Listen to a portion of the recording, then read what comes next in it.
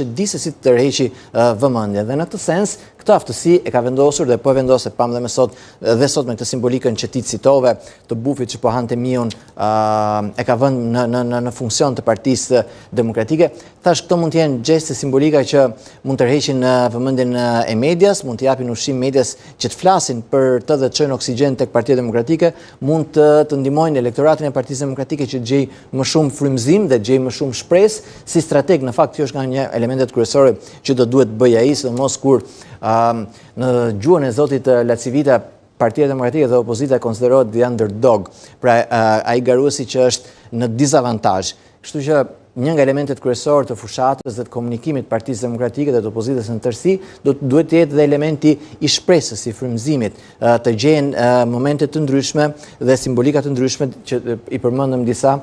se si të ngjall shpresën brenda demokratëve që gara nuk është e humbur. Pse? Sepse ne dimë që ka mjaft sondazhe që dikush më shumë apo dikush më pak e jep Partinë Demokratike dhe opozitën në tërësi si mjaft në vështirësi në raport me mazhorancën socialiste. Për te i Lacivita, si duket fushata e Partisë Demokratike? Mbetet pastaj programi i Partisë Demokratike që na çon më pas tek ajo që është fushata klasike që jemi mësuar të shikojmë me forcat politike në Shqipëri. Pra premtime konkrete, programe, ka qenë në fakt një program që le të themi nuk janë kursyer në premtime sa i përket aspektit financiar. Berisha ka deklaruar Shqipëria do të jetë vendi me taksat më të ulta në Europë dhe nga ana tjetër ka premtuar rritje të pagave, rritje të pensioneve dhe kur shikon premtime të tilla automatikisht lind pyetja po sa e realizueshme është një gjë e tillë, sa është fatura financiare e një programi të tillë dhe gjithmonë politikanët na kanë mësuar që i shmangen këtij elementi, edhe kryeministri kishte premtime të ngjashme, edhe ai nuk dha një faturë financiare, nuk dha një kosto, nuk na tha se si ka ndërmend ti mbuloj shpenzimet e një programi të tillë elektoral, por tha që janë bërë llogaritë dhe është e mundshme. Nga ana tjetër opozita thotë që mjafton të hiqen elementet e korrupsionit, kontratat korruptive, koncesionet korruptive. Pra, po ta shikosh, ka disa elementë që ngjasojnë dy forcat kryesore në premtimet e tyre, të dyja shmangin në një farë mënyrën për të sqaruar se cila është fatura financiare e këtyre premtimeve dhe se si do t'i gjejnë. Por le të themi që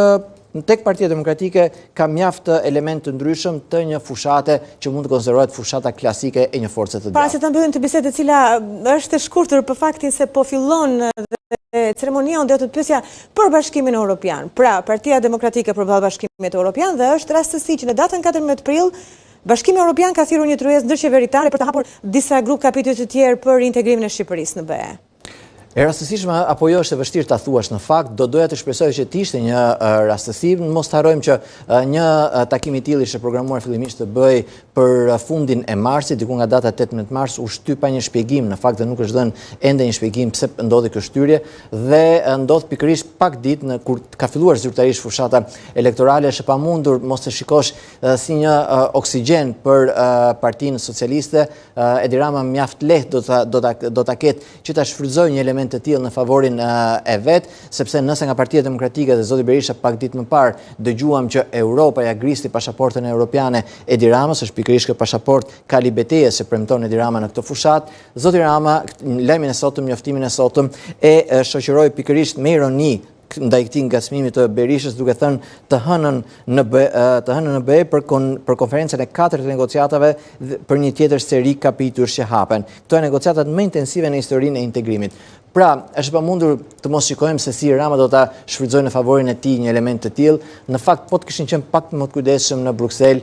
kam përshtypjen që gjë më mirë do të kishte qenë që një takim i tillë të ndodhte pas fushatës zgjedhore, pas zgjedhjeve, duke mbajtur në konsiderat faktin që integrimi në antarësimin në Bashkimin Evropian, kryeministri e ka si kalën e tij të betejës dhe një lëvizje të tillë është lehtësisht e imagjinueshme që do shfrytëzohet prej tij në fushat. Falenderoj shumë Indrit për këtë intervistë.